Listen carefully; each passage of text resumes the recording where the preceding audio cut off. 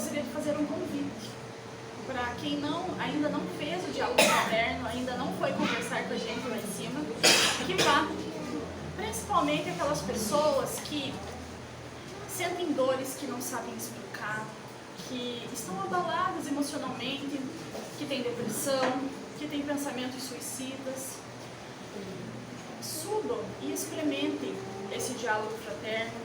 Lá vocês vão receber uma palavra de apoio. Tudo que é conversado fica lá. A gente até esquece o assunto e até a pessoa, porque eu sempre pergunto, é a primeira vez, e às vezes a pessoa já foi lá 2, 3 vezes, tá?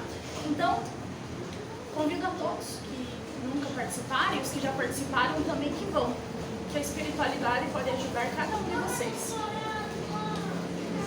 Quando a gente escolhe o tema da palestra, normalmente, quer dizer, quase sempre, é o tema que a gente tem que ouvir. Então, primeiro eu tinha que ouvir, para depois passar esse assunto para vocês, né? Hoje eu vou falar sobre fé. E eu estava vindo agora, fé em Deus e fé em nós mesmos. Aí eu estava vindo agora nervosa, porque eu tinha que falar para muita gente. Eu falei, mas como assim que eu vou falar de fé e eu não estou tendo fé em mim mesmo? Então, o assunto de hoje é para mim também. Normalmente é assim, a espiritualidade escolhe os assuntos de acordo com o que o médium também, que o palestrante precisa ouvir. Eu vou começar lendo um trechinho do Evangelho do capítulo 19. O poder da fé. Quando foi ao povo, um homem se aproximou dele e se pôs de joelhos aos seus pés, suplicando-lhe, Senhor, tenha piedade do seu filho, que é lunático e sofre muito, pois ele tomba frequentemente no fogo e na água. Apresentei-o aos seus discípulos, mas não puderam curá-lo. Jesus respondeu afirmando, ó raça incrédula e depravada, até quando estareis convosco? Até quando vós sofrereis? Trazei aqui esse menino. Tendo Jesus ameaçado o demônio, este saiu do menino, que ficou curado no mesmo instante. Então os discípulos vieram encontrar Jesus em particular e lhe indagaram, por que não podemos expulsar esses demônios? Jesus lhe respondeu, por causa da vossa incredulidade, porque em verdade vos digo, que se tivesseis fé do tamanho de um grão de mostarda, ordenareis a esta montanha, transporta-te daí para lá, e ela se transportaria, e nada vos seria impossível. Esse trecho está no Evangelho de Mateus. Então, Jesus, naquela época que Cristo, né, a época de Cristo, a população era muito simples.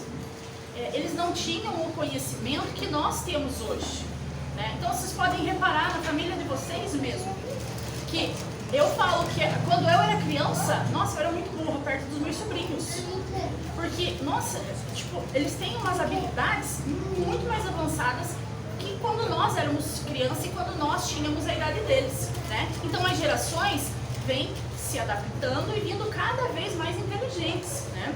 Então Jesus tinha que passar a sua mensagem, mas as pessoas não tinham conhecimento para entender essa mensagem. Então o que Jesus fazia?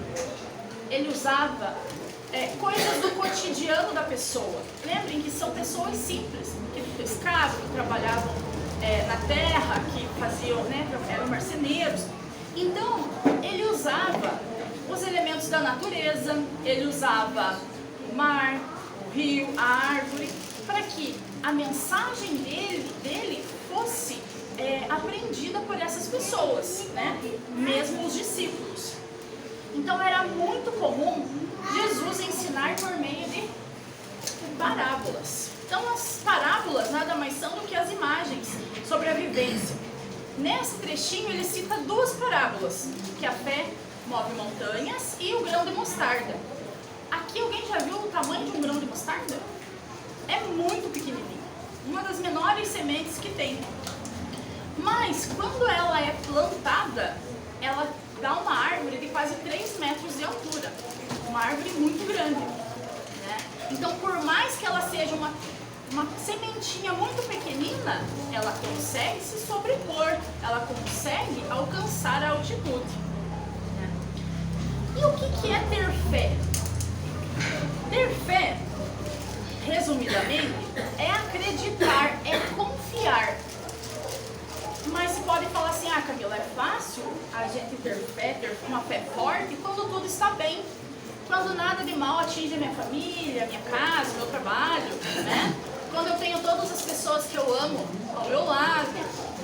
Mas no meio das provações, quando há doença, quando há morte, quando há qualquer coisa que atrapalhe essa paz, muitas vezes nós colocamos em xeque a nossa fé. Do tipo, estou sendo castigado por Deus. Por que eu estou passando por isso?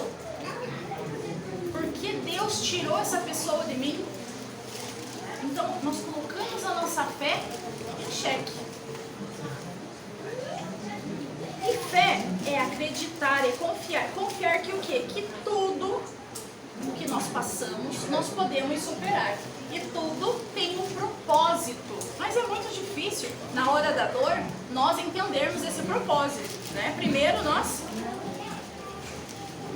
duvidamos.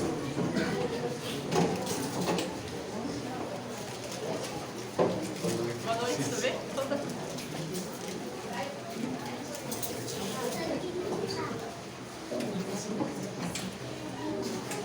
Jesus confiou no Pai quando lhe foi dada a missão, né, de espalhar a boa nova, a missão que Ele trouxe para nós.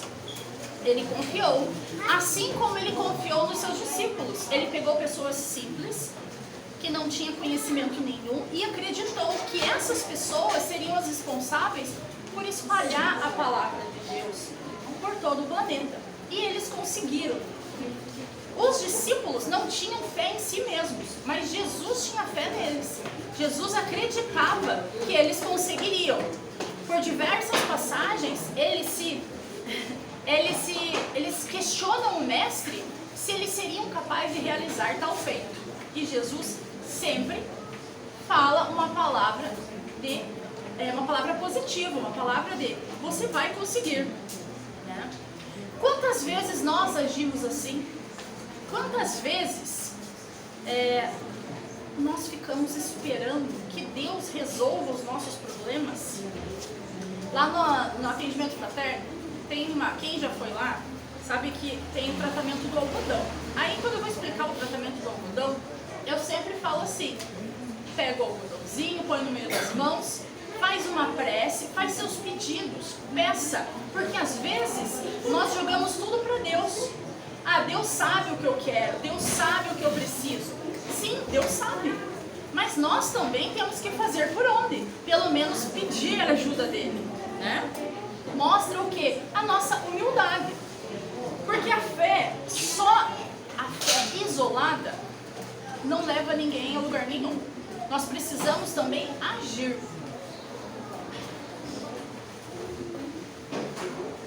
Por exemplo, agora, muita gente aqui vai receber o passe. Quase todo mundo vai receber o passe. Alguns vão ser chamados ali e alguns vão lá para cima e recebem o passe lá no salão. O passe, vocês sabiam que a força do passe é proporcional à fé do passista? Então a pessoa que está aplicando o passe, ela tem que ter uma fé para fazer isso. Então a força que ela cria com a fé dela, junto com a energia da espiritualidade, é que faz o passe acontecer. Mas o passe só funciona se quem está recebendo o passe tem fé também. Porque de nada adianta eu sentar e falar assim, vem, faz um passe em mim, e ficar naquele pensamento, não vai acontecer nada, eu vou ficar aqui, tomara que resolva, mas sem fé alguma. Então eu preciso também, eu que vou receber qualquer tratamento, é ter fé que eu vou conseguir, que eu vou melhorar, que eu vou superar esse momento. Então ter fé é se colocar à disposição de receber as dádivas do Pai.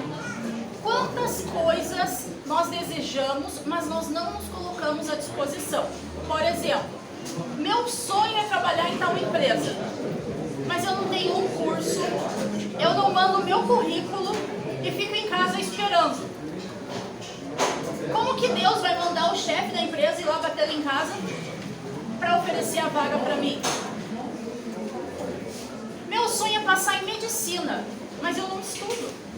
Posso fazer 1000 vestibulares, não vou conseguir, porque não tem a minha parcela, né? A minha atitude, o meu agir. Tem alguns que falam assim: ah, você vai no centro hoje? Reze por mim, porque a tua fé é mais forte que a minha. Uma coisa é, estou passando por um momento de necessidade, ou um familiar meu está doente, e nós estamos fazendo uma corrente de oração. Você pode, né, fazer parte dessa corrente e rezar por nós também? Outra coisa é você não rezar uma Ave Maria e ficar esperando que a outra pessoa reze por você. Então, não está tendo essa troca. Na época dos romanos, caçar cristãos era comum. Então eles não aceitavam Cristo e caçavam esses cristãos. Então quando eles caçavam, eles pegavam, reuniam uma multidão no Coliseu e lá soltavam esses cristãos. As mulheres romanas achavam que as mulheres cristãs não eram boas mães, que elas não teriam nascido para ser mães. Por quê?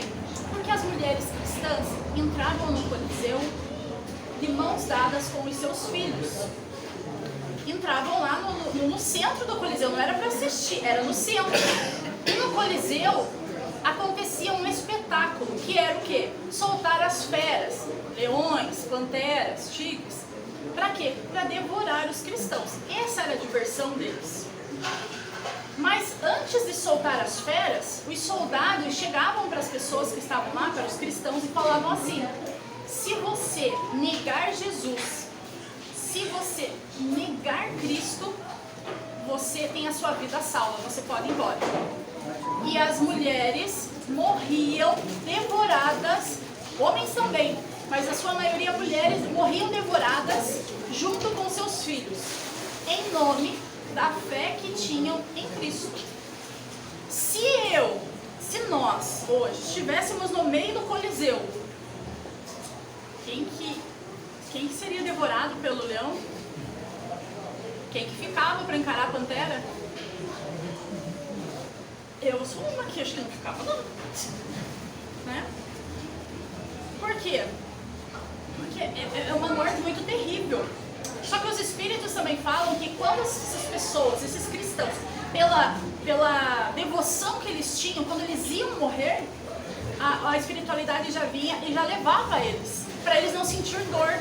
E quando eles chegaram lá no plano espiritual, todos os débitos do passado deles foram eliminados. Porque só com aquela atitude, eles já conseguiram sanar qualquer dívida dos antepassados. E não precisariam mais reencarnar na Terra. Eles iriam para outra parte da evolução. Então eles tiveram uma compensação. Mas quando eles foram perguntados lá, eles não sabiam desse detalhe. Eles escolheram morrer pela fé que eles tinham. Todos nós, quando eu perguntei se alguém encararia as panteras, por quê? Porque nós temos uma lei chamada Lei da Conservação. Quando nós vamos lá no plano espiritual programar a nossa reencarnação, nós fazemos o quê? Planejamos que queremos viver ou precisamos viver 80 anos. E durante esses 80 anos eu tenho que fazer isso, fazer isso, fazer isso. Os amigos espirituais falam: você não vai conseguir. Daí nós falamos: coloca mais coisa, eu consigo. Ai, doença, quero. Ai, não quero. Pra quê? Para que durante esses 80 anos eu consiga cumprir essas tarefas que eu prometi. Não quer dizer que eu vou cumprir, mas eu prometi. Então essa lei da conservação é aquela lei que tenta que nós mantenhamos a nossa vida até durar esse tempo, até o tempo que nós prometemos ficar na Terra, né? É a mesma coisa. Um exemplo dessa lei é: você está lá numa montanha, num precipício. Você não vai ficar na pontinha do pé, na ponta do precipício, porque você sabe que você vai cair e você vai morrer. Então se afasta. Tá lá no zoológico, não vai pôr a mão lá na jaula. Tem gente que põe, mas né, a maioria não põe a mão. porque sabe que vai perder um braço e pode morrer também. Então, é essa lei que nos protege. Por isso que eu perguntei, por isso que eu falei, ai gente, eu não sei se eu ficaria não. Eu acho que eu falava, né? Gente, foi bom estar com vocês, mas eu vou. Falando de Romanos, de Coliseu, nós podemos pegar também um exemplo muito mais recente para nós, que foi Chico Xavier. Quem assistiu o filme dele, conheceu um pouco da história dele, do sofrimento dele, durante a vida toda. Quando ele era pequeno, ele perdeu a mãe, ele foi criado pela madrasta, que era uma pessoa muito ruim. Ele tinha que lamber as feridas, né? Ela fazia ele lamber as feridas. Ele foi um menino muito pobre, ele não teve oportunidades.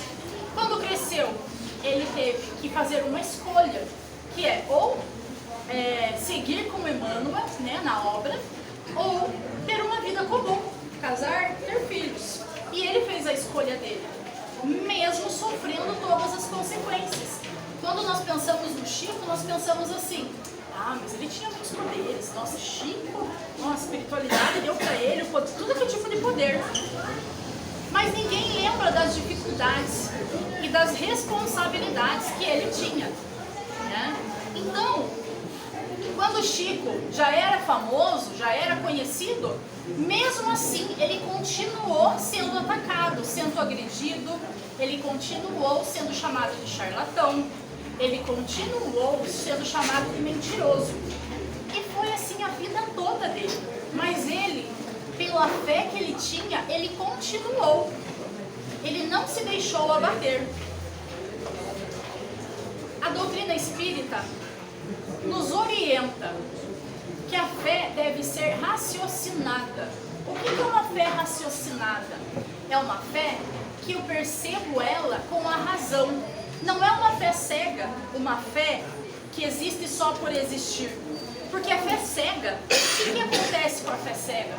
Ela cria fanáticos, cria fanatismo. E olha o que o fanatismo é capaz de fazer.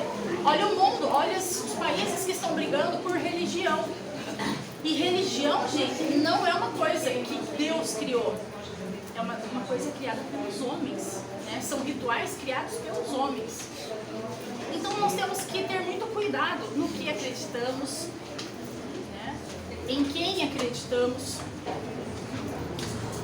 Um dos maiores cientistas da história, o Albert Einstein, uma vez falou assim, ele era cientista, ele era um homem ateu.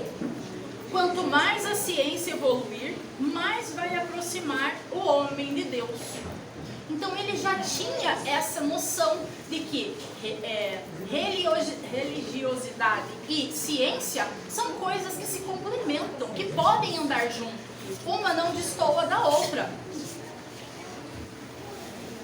Uma vez, existia um garoto, e esse garoto estudava numa escola religiosa.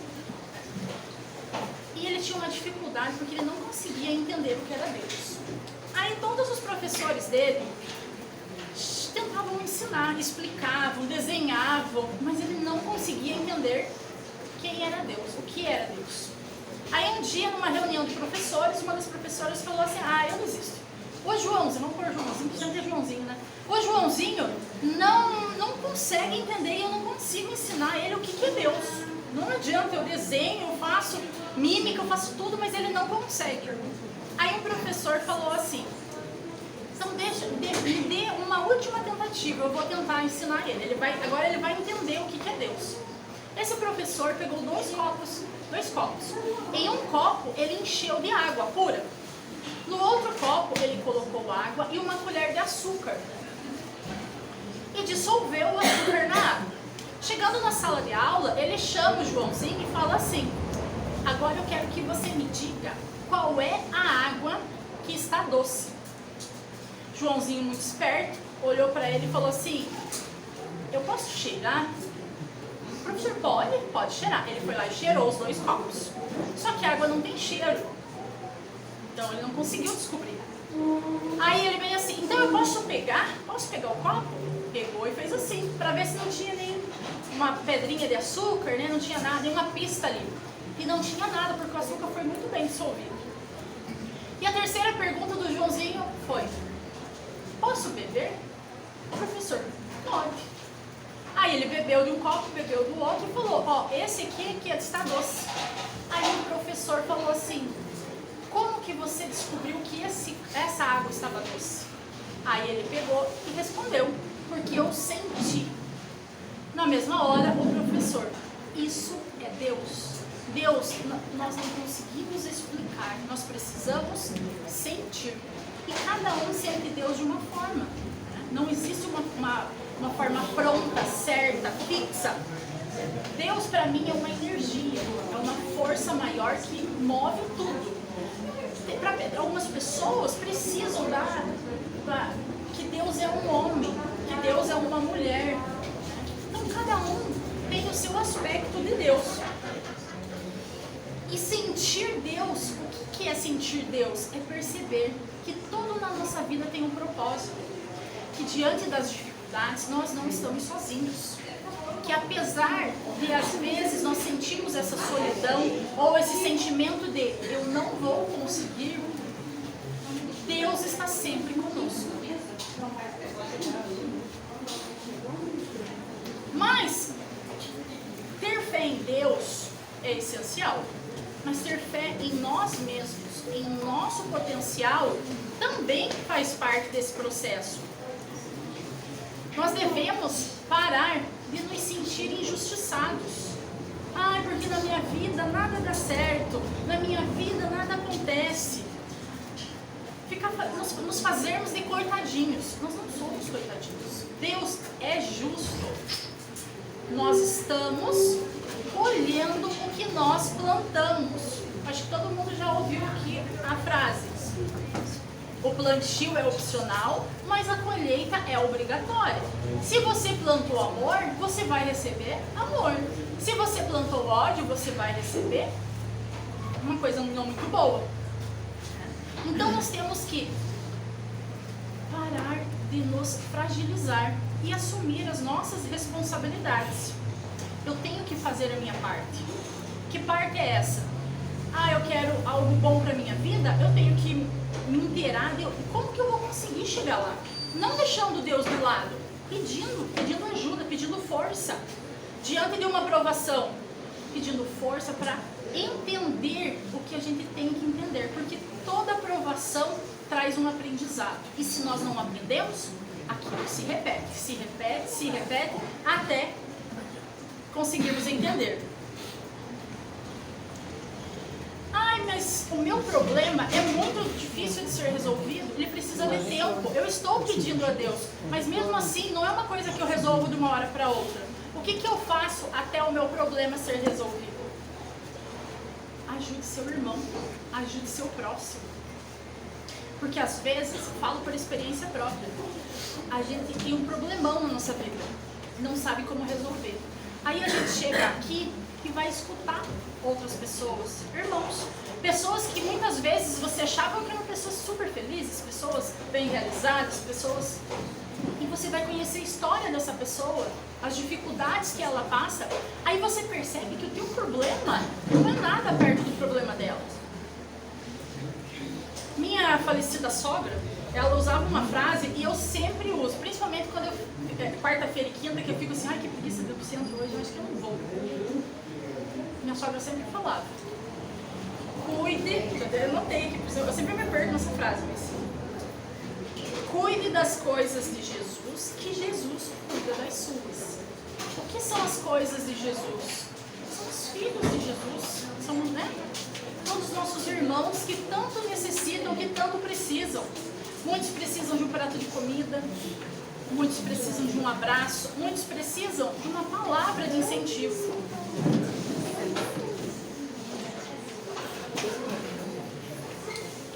Lembrem que na natureza tudo nasce do pequeno. Então eu tenho um projeto. Meu projeto é ser milionário. Eu tenho que começar aos poucos com os recursos que eu tenho, para que um dia eu consiga ser milionário. É fácil? Não é. Nós enfrentamos, né, as pessoas que querem ser milionários, porque eu não quero. enfrento muitas dificuldades para isso. Mas eu tenho que fazer a minha parte.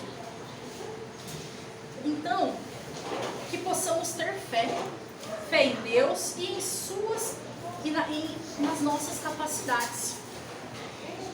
Que o nosso grão de mostarda se torne uma árvore, dando muitos frutos através da nossa fé.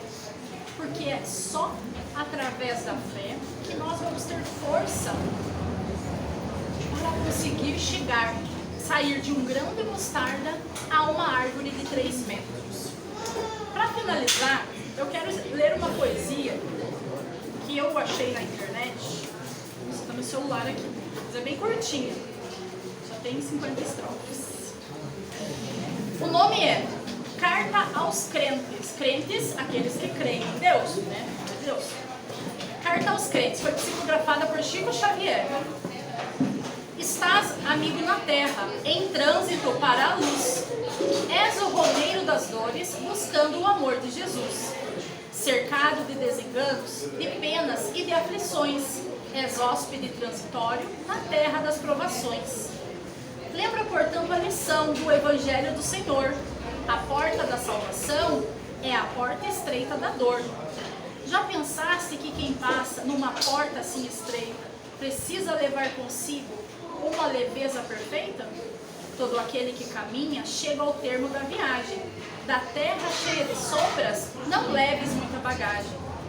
Muita ansiedade no mundo, desejo, orgulho, paixão podem fazer muito peso em torno ao teu coração. Mas a humildade, a esperança, a doce luz da bondade são forças que te levantam da senda da iniquidade. Com tais virtudes na vida, hás de seguir com leveza, passando o estreito caminho que abre os mundos da beleza. Considera toda a posse da posição desigual como um meio de conquista da posse espiritual. Todo apego que não seja o apego do afeto do irmão é uma algema dolorosa no instante da transição. Recorda sempre que um dia voltarás à luz do além e subirás na medida de tuas ações no bem. Prepara desde agora para a vida da outra luz, onde te aguarda o carinho das mãos ternas de Jesus. Deus abençoe todos. Muito obrigada.